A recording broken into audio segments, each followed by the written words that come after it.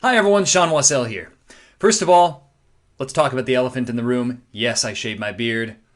This is probably the first time you've seen it.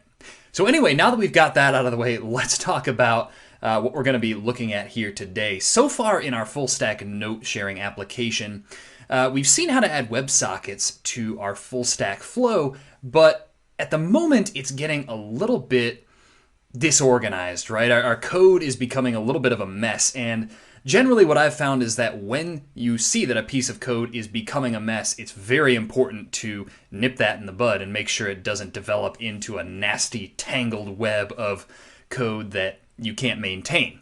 So what we're going to be taking a look at here today are some techniques that I've found of effectively organizing WebSocket code. It's going to actually be very similar to what we've seen before when creating Express endpoints in a reusable way, except there are a few tricky parts which we're going to talk about here as well. So anyway, that's our basic plan of attack. We're going to see how to effectively organize WebSocket logic in an Express app. So without further ado, let's jump right in.